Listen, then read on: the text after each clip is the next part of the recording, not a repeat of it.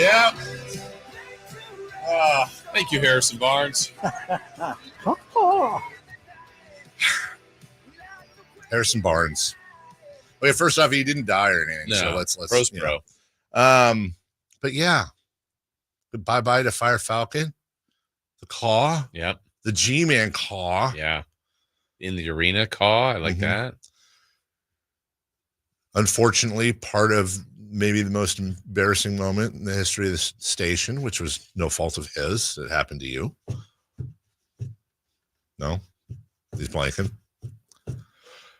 The opening segment that the thing accidentally played. Yeah.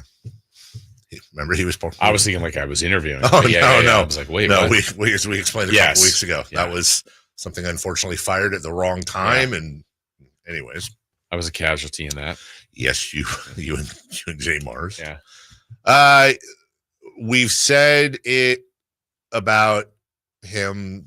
Like we've talked, every reference to Harrison Barnes this morning has been the human being and the person, which it's hard not to. Yeah. And you're going to hear a lot of that, especially from media, because you go to media day every year and you deal with them, or as you said, you deal with them after these horrible, terrible losses or whatever. And he's a treat. Yeah. He's a wonderful interview and always just so professional. And then of course he does this nice touching video, like thank you, Sacramento. Of course he does. God, yes. Just classy. Yeah. Like honestly, like I know it doesn't quite work this way, but I would like to know Harrison Barnes forever. I like to be friends with him. I would like Harrison Barnes to be the GM of the Sacramento Kings someday. Sure. That would be fine. Yeah, he's a good human being, obviously a very good basketball player.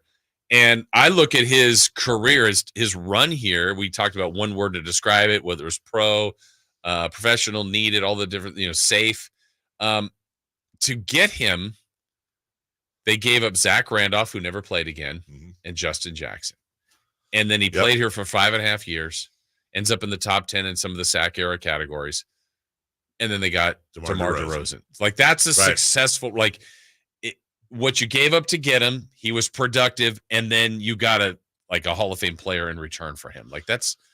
Thank you, Harrison Barnes, for all that you did. I think also people aren't going to hear this, but a little bit of a salute and a hat tip to Vlade Divac as well. Let's remember for making that deal. I believe De'Aaron Fox now, the last Vlade piece to this team. Correct? Yeah, I mean, what's scary, we were talking about this the other night amongst all the things, like the second longest tenured, it's Fox, and it was Barnes.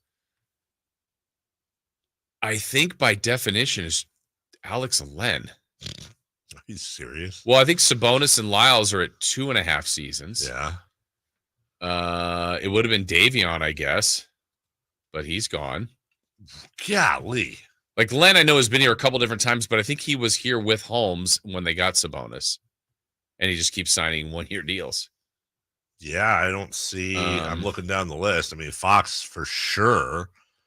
And then Keegan's coming up on year 3, but DeMontis. Yeah, you're right. That's hilarious. So it changes quickly. It really does. And I think we should also acknowledge Harrison Barnes. Say what you want about the shortcomings last year, and they definitely upgraded, no doubt about it. But also a guy that played in all 82 games, very reliable. And whereas DeMar DeRozan is better at it, Harrison was often the guy that when the other team's on their 13-2 run would get fouled and go to the line. Harrison was fantastic in that game versus the Warriors last year, opening night last year as well. He's gonna be missed. And I wish him well. He's going back to Texas, and now he gets to play alongside Chris Paul. Yeah, Victor Wembanyama. What they're doing right now is so incredibly smart too, surrounding Wembanyama with veterans. Guys that are going to teach him the ways of the world in the NBA for sure. And I can think of say what you want about Chris Paul. He's a vet, and he's savvy. I can think about two savvy guys like that surrounding Victor Wembanyama, and now they're going to go out next year with a starting lineup. Jason, Chris Paul, Devin Vassell. I keep saying that. Harrison Barnes, Jeremy Sochan, and Victor Wembanyama. Stephon Castle, perhaps coming off the bench with Keldon Johnson and Zach Collins. I'll say it again.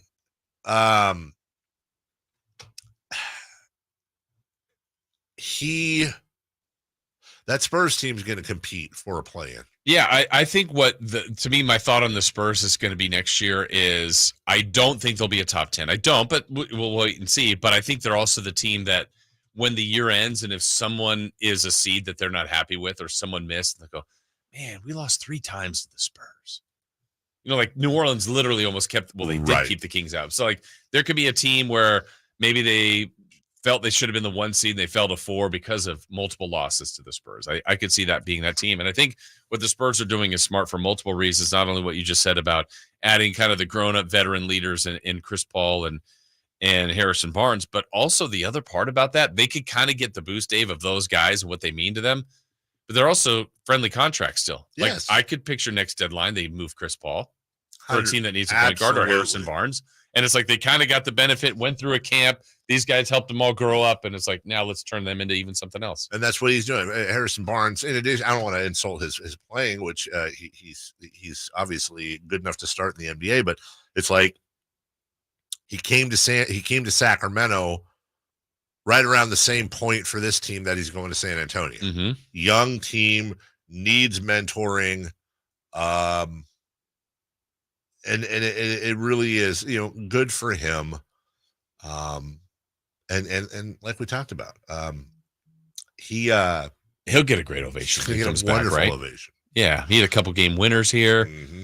Like I said, here's during COVID. Yeah, I'm sorry. Hold on. My bad. Go ahead. Here's some of the final numbers that I was looking up for Harrison Barnes. So he'll finish in the Sac era, 14.7 points per game while he was here. Started all 399 games that he played as a King. He'll finish 9th in points, 8th in free throws made, and 6th in made threes in the Sac era. That's a number of top 10 finishes. Yep. He's a good guy. Great guy. And here's his little, not all this will play out for radio, but here's his little video he put out. Ever since I stepped foot in Sacramento, the fans have been unbelievably supportive. They showed love every step of the way, every loss, every heartbreak. The season that the Kings make the playoff is one that people will remember for a very long time. The Sacramento Kings are going to the playoffs.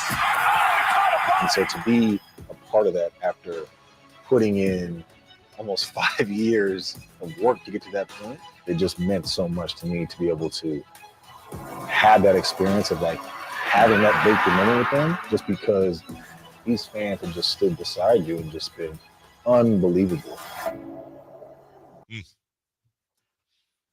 Gonna miss you, buddy. Yeah. Mwah. Just on the forehead. Yeah. Everyone relax. And then, Jason, as we wrap this segment up, everyone's talking about how the Kings are